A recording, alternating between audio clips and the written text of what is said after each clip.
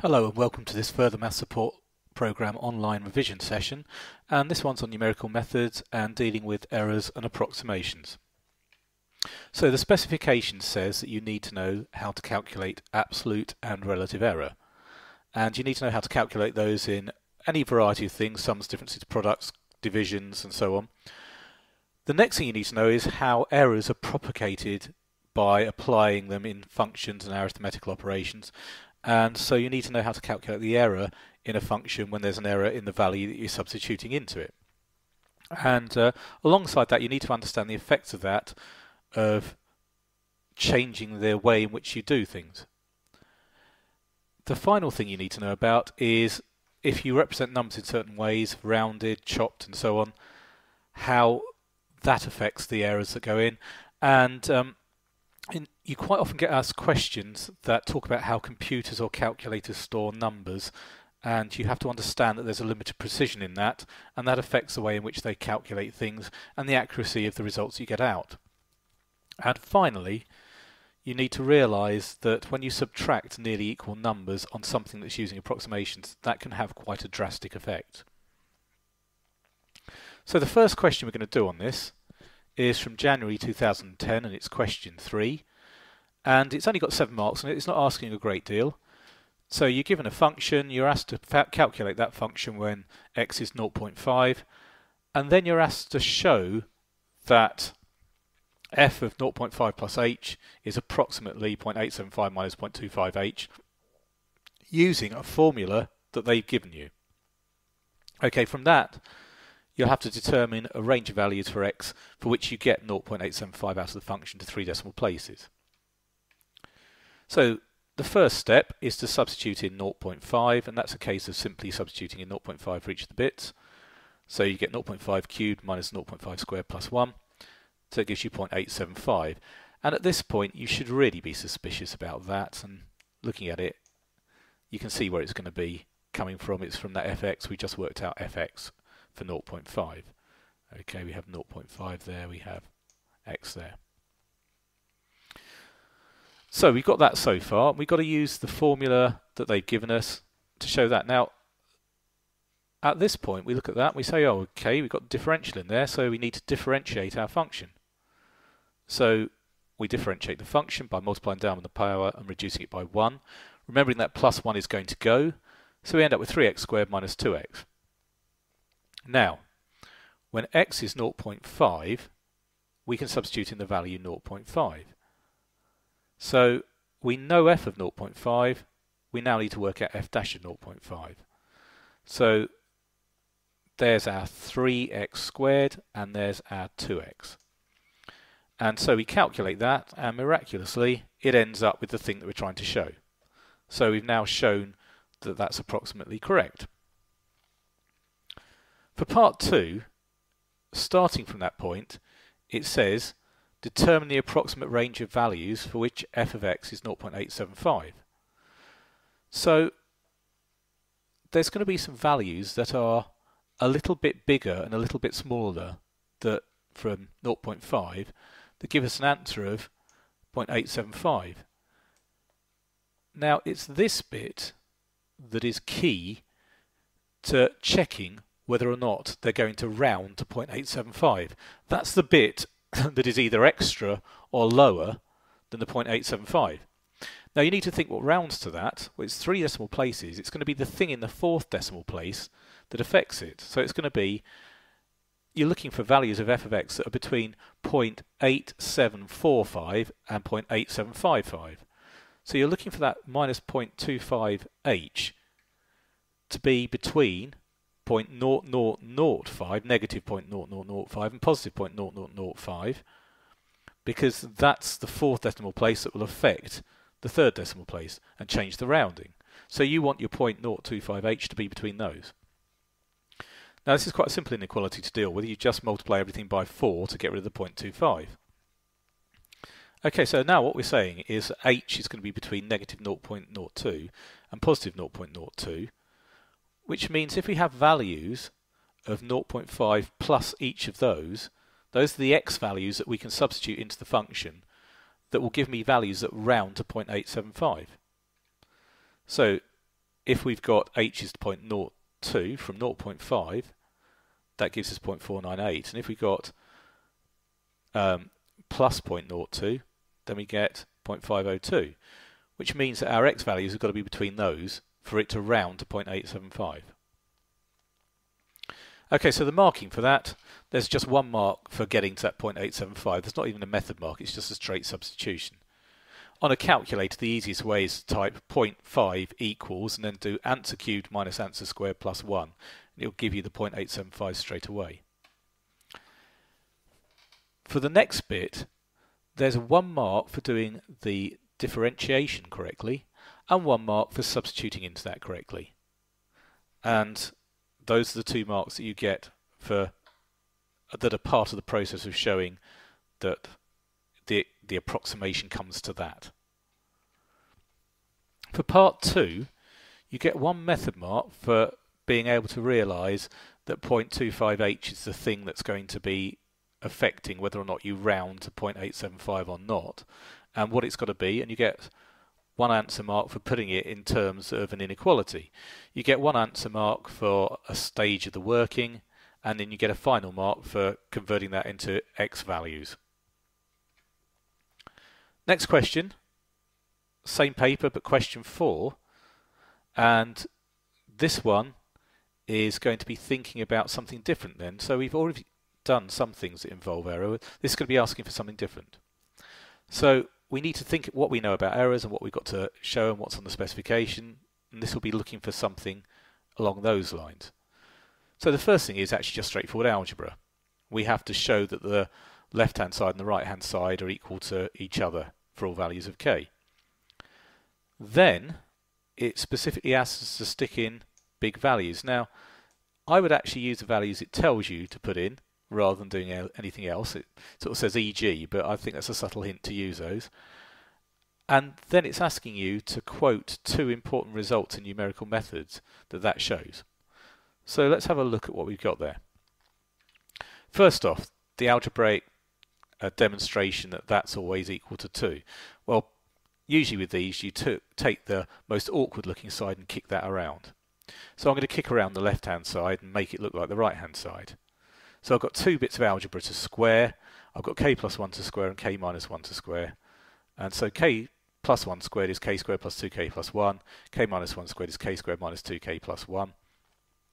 And then we've got minus 2k squared, which has this wonderful effect that it cancels out the k squared terms. And then we've got plus 2k and minus 2k, and that leaves us with 1 plus 1, which is 2. So it's equal to the right hand side, so it's true for all values of k. Just looking at that again.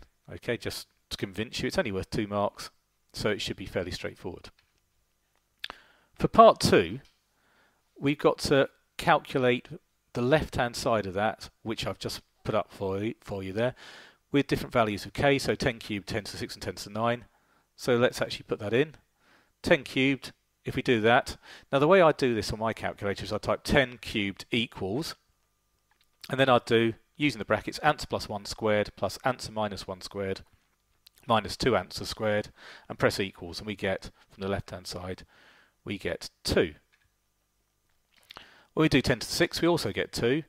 When it gets up to 10 to the 9, and in fact what you'd have to do here is keep going until it comes out with something that's wrong. From 10 to the 9 it goes wrong, because you know for all values of k it's got to be equal to 2. When you stick in 10 to the 9 it gives you 0. And that's what they're getting at here. This is why they want you to do this. They want you to see this and then state why that is.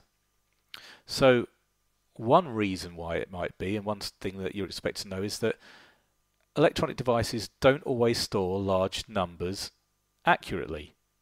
They store an approximation to them. Because it's a very, very big number, it's not storing it accurately. Okay, so things that are algebraically equivalent don't always work out because they don't store numbers exactly. That's your first point. Now the second point needs you to realise this, that for large numbers, plus 1 and minus 1 don't affect it. What I've basically got is something that's close to 2k squared there, and then I've got a subtraction and I've got 2k squared again. I'm actually subtracting things that are nearly equal to each other. And basically, when you subtract nearly equal numbers with approximations, then it tends to go wrong. So you don't have to say a lot about this, you just have to appreciate that that's going to be a problem. So you say that subtraction of nearly equal quantities often gives a problem. And so what we're doing here is subtracting two things that are quite close to each other, so we're getting a problem. And that's all you need to say. So the marking on that, some convincing algebra will give you the method mark and the answer mark for that first bit. I think it's quite generous for that as well.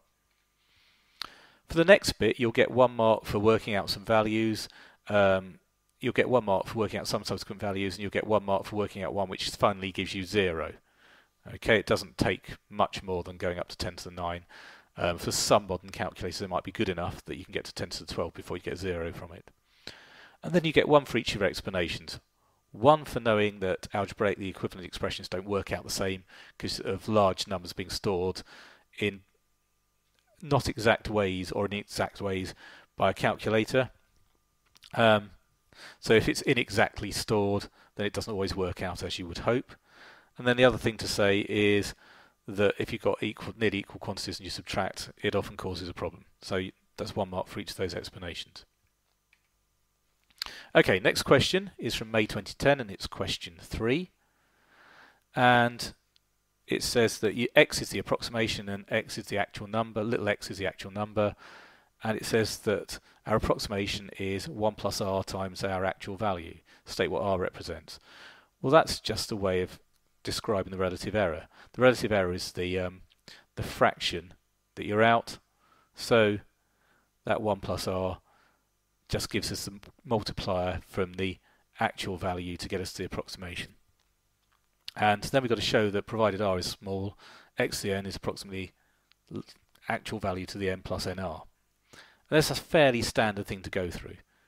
Part 2 then asks us to think about the consequences of that. And I'll come back to that in a second. So, state what r represents. R is the relative error when capital X is the approximation to little x. Okay, now let's do the show that. We know that x is equal to that. Capital X is equal to that. So if we work out x to the n, it's going to be that to the power of n. So that's what I've done. And I've got to kick that around and show that it's that, provided r is small. So, it's a binomial expansion of that bracket that we need, and the binomial expansion is on the formula sheet. So we expand it and you get 1 plus nr plus nn minus 1r squared over 2 factorial, n minus 1 n minus 2r cubed over 3 factorial. But the point is that if r is small, r squared is really small and r cubed is even smaller. So if we're talking about values that are much less than 1, then those things are going to be negligible. So for small r, we can ignore those subsequent terms. So we can ignore everything from there onwards. So we just have the first two terms. 1 plus r to the n is approximately 1 plus nr. And if that's the case, then capital X to the n is approximately little x to the n times 1 plus nr. Okay, now just remember that's the relative error. So, the next thing says the number 0.577 is an approximation to an actual number, and it's 0.04% smaller than the actual number. State in similar terms the relationships between the approximation squared and the actual number squared, and then for part B, the approximation square rooted compared to the actual number square rooted. And this is what we know to start off with. Now, the thing here is that for the first one, n is 2. So this 1 plus nr just becomes 1 plus 2r. But r is the relative error, which they've written as a percentage. But if the percentage that's out is 0.04, when we square it, when we square the values, that is going to be multiplied by 2 because we have the nr. I mean, I could convert it back to a fraction and find out exactly the same. But the percentage is still going to end up doubling, whether I convert it back to a fraction then convert it back to a percentage or not. So in fact I can almost state it. It's not that hard. I'm looking at that and thinking, well, if that's the case, it's just going to be twice 0.04. Okay, and because it was smaller in the first place, it's smaller in this case as well. And in the same way, we can do the things for the square root. On that one, if we've got square root, that's a power of a half. So n is a half, so all that's going to happen is it's going to halve. So 0.04 is going to become 0.02. So I almost think you can state those, and in fact you'll get the marks for stating it, but you could work it out with numbers and so on. But I think it's much, much easier just to realise that you did this bit for a reason. And the reason being is it explains what you've got to do next. Okay. Having seen that a few times, you get used to using it as well. And in a later question, we're just going to quote it as if we know it. Okay. So marking for that. So stating what R represents gives us one explanation mark. Then we get a couple of method marks for going through the process of an expansion and then picking out the fact that we can ignore the subsequent terms if R is small, and then one mark for combining that to make our demonstration that capital X to the n is little x to the n 1 plus nr. For the next bit, you get one mark for the method, which can be implied. So it is implied in mine because I haven't said this. I've just actually copied the statement off the exam question. But if I'd written that down, there's my one method mark anyway, and then one mark for each of the answers. And that method could be implied by getting the answers correct. Okay, question 4 from the same paper, again going to be asking something different because it's on the same paper and it's going to be asking something else about errors and approximations. So it's telling us, make sure the calculator is in radians by the way, because it says radians there. It's telling us that sin x plus tan x is about 2x if x is small. So it wants us to find the absolute relative errors in using 2x to approximate that. So that's our approximation and that's our exact using 0.2 and 0.1. Okay, let's do that first and then come back to part 2. So, when x is 0.2, 2x is 0.4. So our approximation is 0.4 and the actual value is sine of 0.2 plus tan of 0.2, and I've written that out to 6 decimal places because that's our standard for doing that. So the error is the approximation take away the exact, and you can do it the other way around provided you're consistent, but I always do it this way around. And so we get negative 0.00138. And that basically just tells me that my approximation is too small. The relative error is that divided by the exact amount, and the thing we're taking as the exact amount is that. So that gives me 0.00344. I then do the same for x is 0.1, 2x is 0.2, and then sine of 0.1 plus tan of 0.1 is that. My error is the approximation take away the exact, which gives me that. The relative error, I divide by the exact, and I get that. I think that's 4 fairly straightforward marks there. Now the next bit requires you to understand that in fact what we've got is the approximation we had before, which is 2x plus 2x cubed over k. So it's saying we've got a better approximation by that, and it wants us to estimate k. So really what we want to do is to have that 2x cubed over k correcting the errors that we had before. And the errors that we had before, well, the first error we had was negative 0.00138. So ideally we want the 2x cubed over k adding that amount on to correct it. So the value that we're working with is 0.2 for that. Now, I could have actually picked either of them. I could have used the 0.1 one. But on the 0.2 one, the actual error is 0.00138. So I want to add that back on. So if I do 2 times x cubed, 2 times 0.2 cubed over k, I'd hope it comes to that. And if I do that, I get about 11.6 for k. Very simple equation to solve. I could equally have used my 0.1 approximation. So the error with that, it was too low by 0.00017. So ideally I want my extra bit of calculation adding on the 0.00017. So 2 times 0.1 cubed over k gives me that. And then if I rearrange that, I also get something that's a bit higher than 11. I get 11.76. So I would say that k is about 12 by doing that. I don't need to do both of those to get the marks, but I do need to do one of them and then make my conclusion from that. You might think that it's probably better to use the second one because we're getting smaller values and it says that the closer it is to 0, the more accurate it is. So it might be that you think, yeah, the second one is better because x is 0.1. Okay, so for the marking for that, you get 1 mark for the method and 3 marks for your answers. For part 2, you get 1 mark for the method, 1 mark for the answer. So let's say you did that and that's your 2 marks, and then for summarising, that means k is about 12, will get you another mark. Next question. January 2011, question 4. It's talking about a computer system that calculates daily amounts of interest, and it says it used to round the daily amounts to the nearest 0.01, but instead they decided to chop to the nearest 0.01. So with rounding, it can round up or down, but with chopping, it always rounds down. So it says find the maximum possible loss in a year because of chopping, and explain how you could get that maximum possible loss. So the maximum possible loss, you're chopping to the nearest 0.01.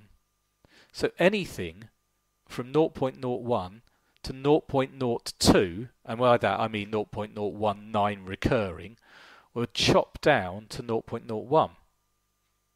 So the maximum loss is at 0.01 for every day of the year, because that's daily.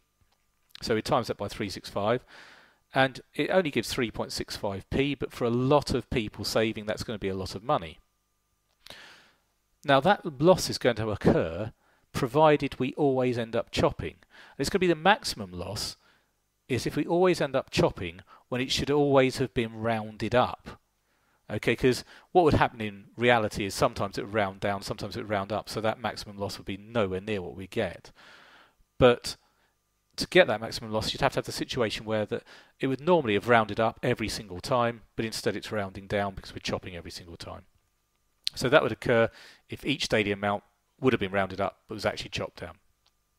Okay. State with a reason what the average loss will be, where you'd sort of expect half the time it to round up and half the time for it to round down. So really the average is going to be half of what we have there. Okay, so the average loss is half of 3.65p, and that's half of the maximum loss, and that's my reason. Okay, that's good enough for the reason. So for part 2, it talks about the fact that the bank reckons it's going to get about 150,000 extra per year in profit by doing that. And so it wants you to estimate the number of savings account it has. So if on average it saves 1.825 pence, then we divide that 150,000 by 1.825 pence or whatever it was, written as pounds, that gives us the number of savings accounts. Now that's about 82 million, and it's probably best just to write 82 million because it says estimate. It's quite clearly not 82,190. 82. Oh, what have I got there? Let's just work that out. It's 8.2 million. Let's get that right. Put the commas in. So it's around 8.2 million. It's clearly not 8,219,178 because we're using an average and we don't know whether or not that average is exactly right. So it's best to have that as a rounded amount, so about 8.2 million accounts. Okay, so the marking for that, 1 mark for working out the maximum loss, 1 mark for explaining how you get that maximum loss, 1 mark for saying what the average loss is, and 1 mark for explaining how you got it. 1 mark for the method of dividing the profit by the average loss to a customer, or average gain to the bank if you like, and 1 mark for getting the answer from that. Next one is from January 2011, question 6, and I'd be suspicious about this because it starts talking about absolute and relative errors, but in the question, but if I look at the function, it's got a subtraction in it. And we've already talked about subtracting nearly equal quantities. So before I even start this question and get into it, I'm thinking that's going to turn up at some stage. So let's look at what we got. We have that awkward function to calculate using radians, so check your calculator set correctly. And it tells you can approximate it by one of two approximations, either a third x squared or 2x squared over 6 minus x squared. And it wants you to find the absolute and relative errors in each of those two approximations for x is 0.2 and x is 0.1. So we'll do that first. Okay, now when x is 0.2, the actual value is that. So if I do x over sine x minus sine x over x, that's what I get. Then I do a third x squared and work out the approximation for that. Now I'm writing these in 6 decimal places because that's how it'll appear on the answer scheme. And I work out the 2x squared over 6 minus x squared.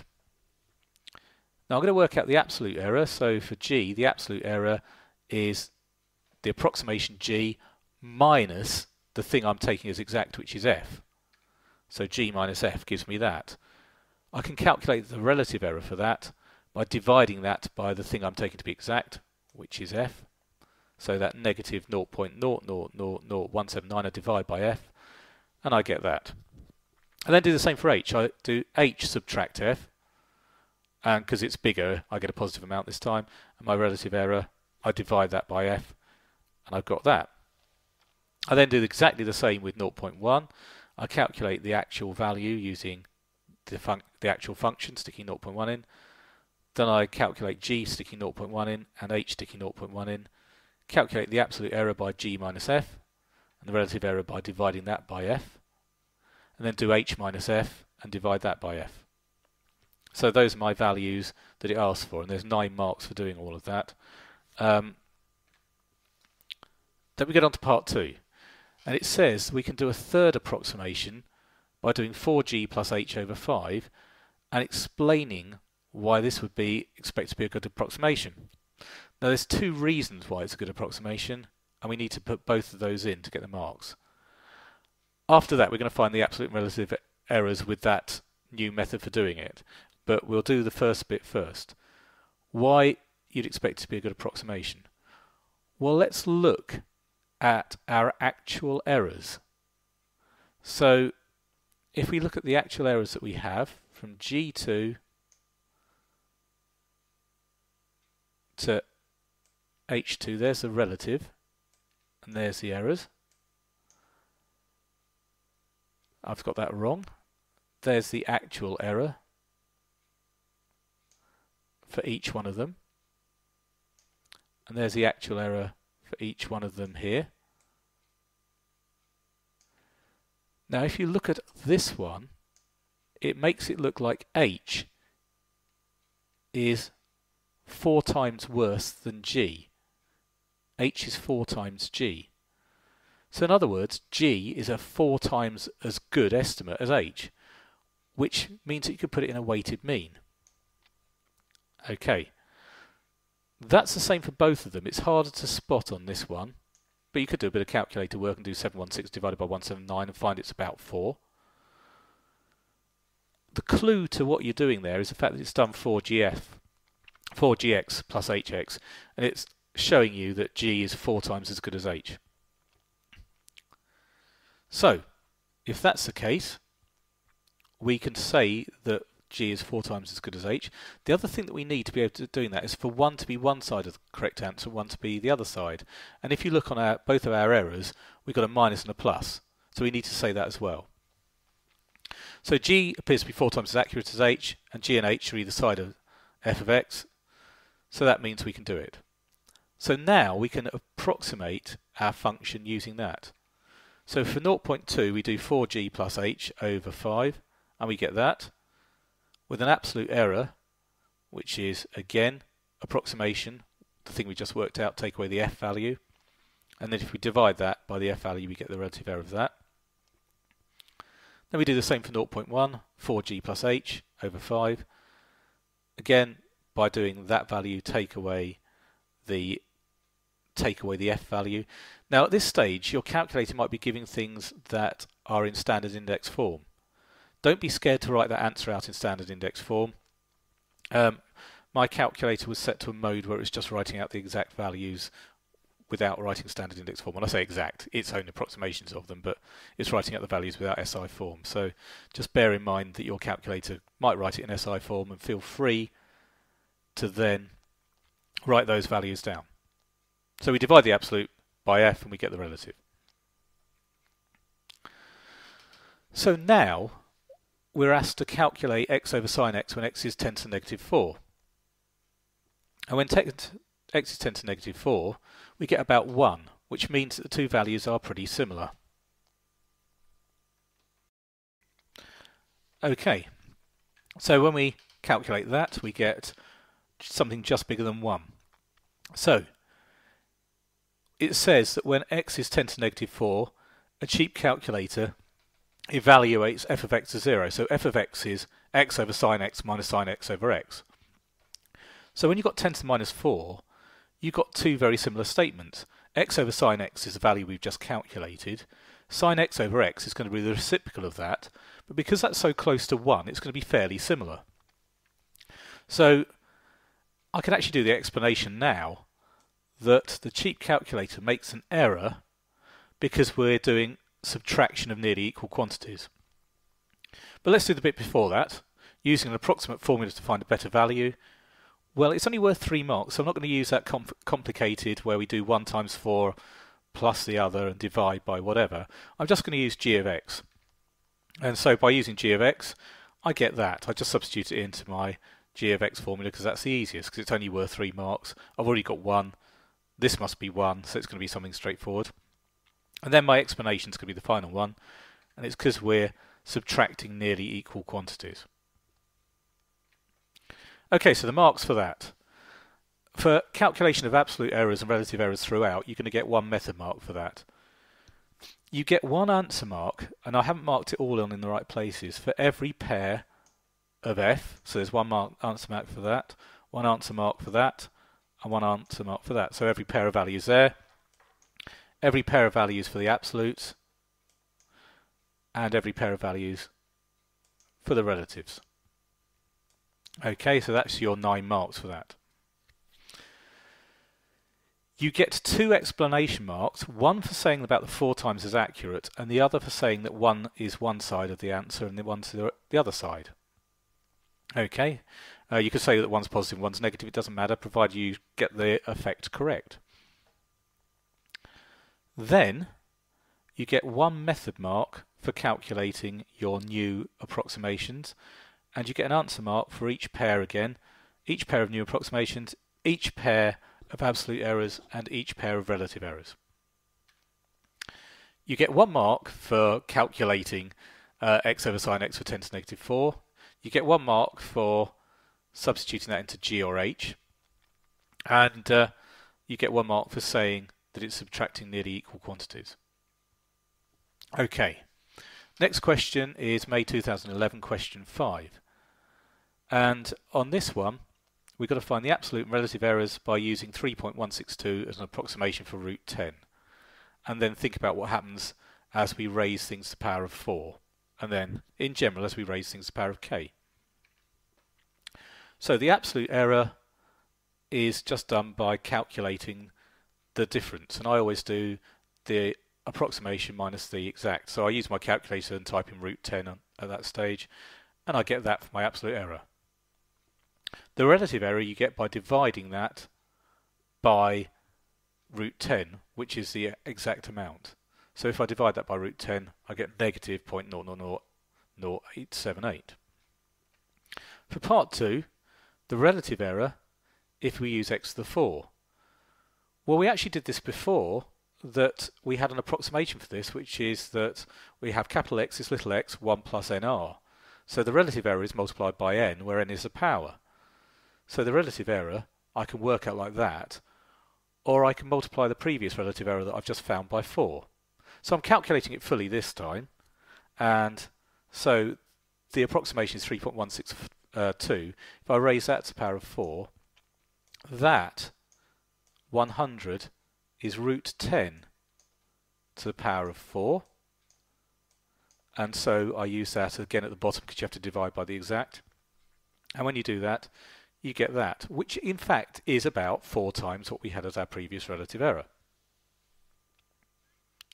For part 3, state in terms of k, if we use x to the k for little x to the k, and that's the same trick.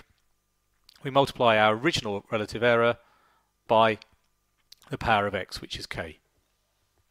So it says state, so it's only 1 mark. You just write it down. Okay. 1 mark for the method and 1 mark for each of the answers. Okay. Again, 1 mark for the method, 1 mark for sticking in the values, and 1 mark for the answer for that. 1 mark for the statement at the end. And that's the end of this revision session.